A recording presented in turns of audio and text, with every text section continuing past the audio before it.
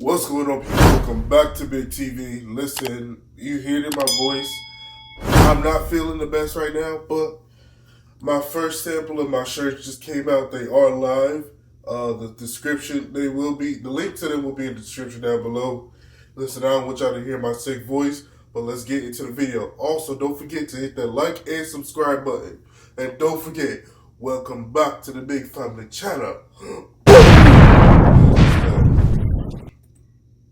Oh, that was not supposed to happen.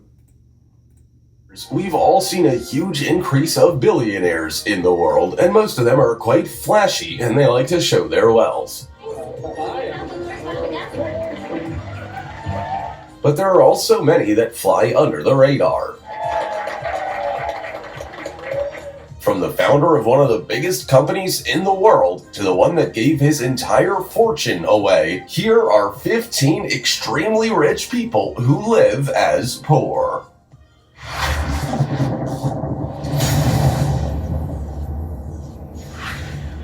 Number 15. Jeff Bezos. Jeff Bezos, the founder of Amazon, is the richest man in the world. His net worth is about $198 billion as of April 2021, and he's only getting richer by the minute. He's constantly coming up with new things and ideas to make even more money. But when he was $1 billion? Do you not know? Sorry, y'all. Do you not know what 80% of Americans will never make $1 billion? More or less see $1 million? Yeah, that's different. Dogs. I feel so bad right now. But we're going to continue the video. 30 years old, back in 1994, Bezos had just quit his Wall Street job to start a little business selling books. You guessed it, it was Amazon. At first, he only had 10 employees, and he says he had to drive the packages to the post office himself in his 1987 Chevy Blazer. Depriving you of energy, or is your work generating energy for you? Fast forward 3 years when Amazon went public, and Bezos' wealth was now over $12 billion. Although you would have never guessed it by looking at him. Get a high-speed camera.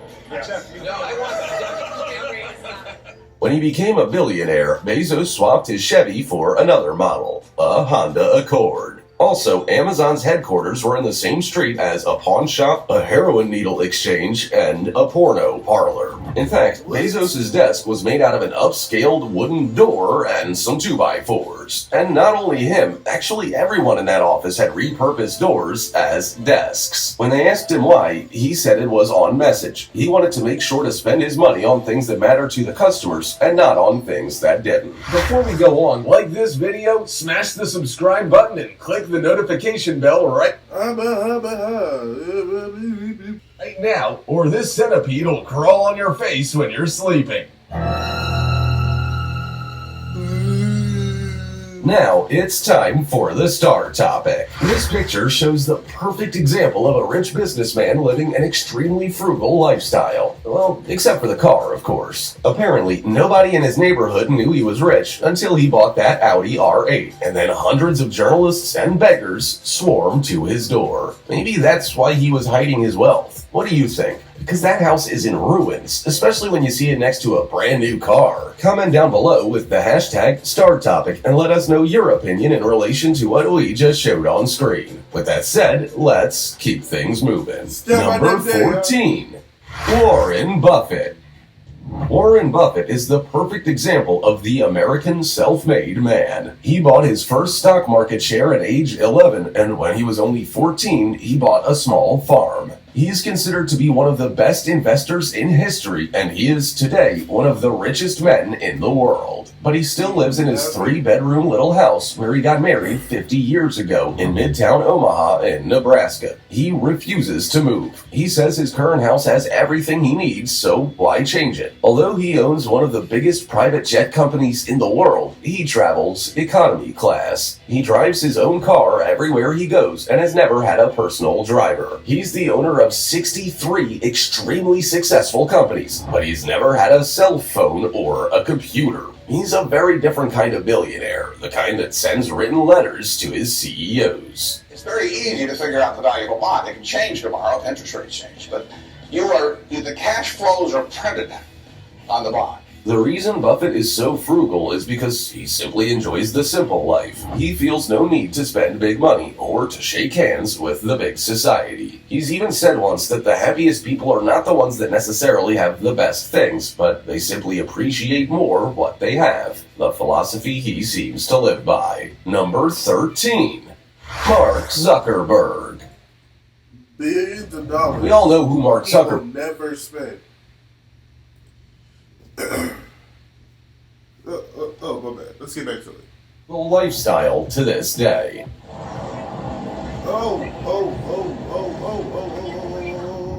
The most influential company of all times. But how rich is he exactly? His net worth is at $111.6 billion US as of April 2021. And like many Silicon Valley moguls, he isn't into flashing cash so much as he's interested in his work. You will never see him wearing an expensive suit. He always wears jeans and a sweater. But are they cheap though? Apparently they're not. Just one of his sweaters can retail for thousands of dollars. So he isn't into bling, but that also doesn't mean he's cheap. There's also the fact that Zuckerberg never drives expensive cars. He's been seen in an Acura TSX, a Honda Fit, or a Golf GTI, and all three cars are valued for less than $30,000 US.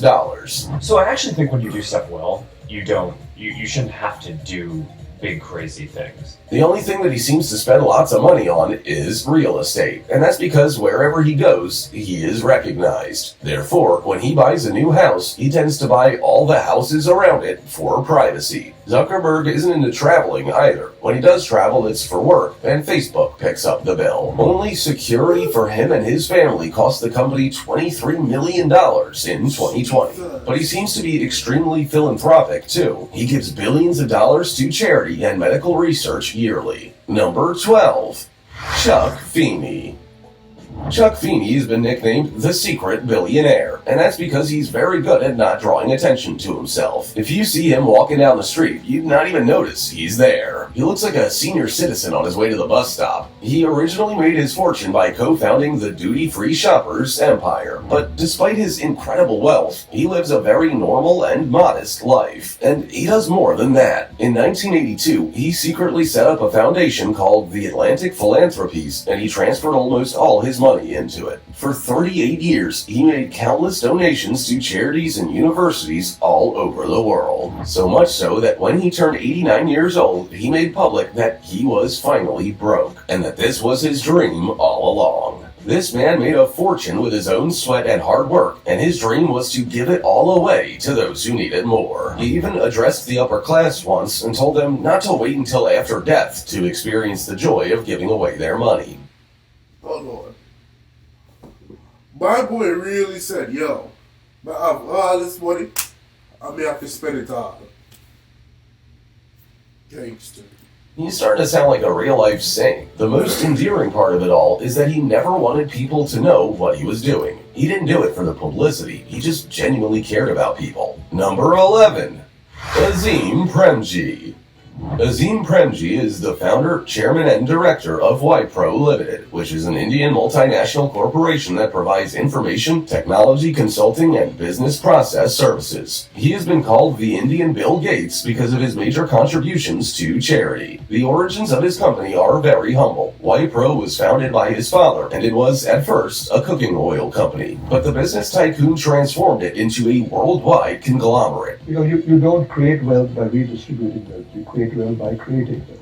Despite being the second richest man in India, Premji always kept close to his modest roots. He never stopped traveling in economy class. His car is a Honda City, and after popular demand for him to update it, he ended up buying a second-hand Mercedes-Benz from one of his employees. But he apparently prefers public transportation anyway. He always orders food from the company canteen, and his favorite food is street food. His employees love him because he never asked them to do anything he wouldn't do himself. And he's the first non-American person to sign the Giving Pledge, which is a campaign to encourage wealthy people to give the majority of their wealth for the overall welfare of humanity. The world would be a better place if all rich people were like him. Number 10. Alice Walton.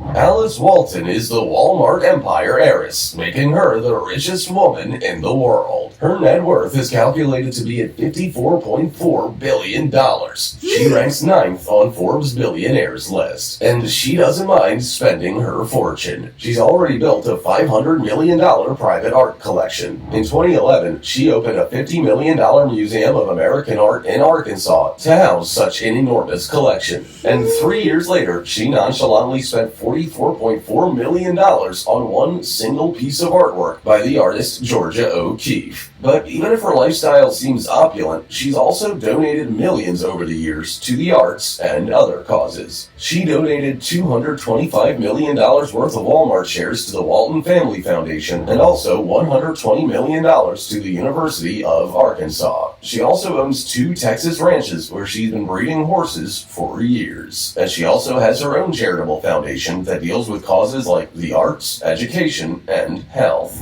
And we're now, I think, at a turning point in how we present Latino culture. So she might be the richest woman on earth, but she apparently donates quite a bit as well.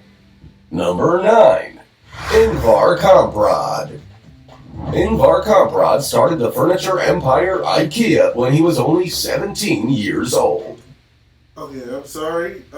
Just for my sake and your sake, I'm sick and I can't really go on much longer because I can't breathe. Don't forget to hit that like and subscribe button. Dude, I can't even hear myself. My ears are popped. I'm sick. Jesus Christ. End of the video. I'm a friend. A top scam, a grab card.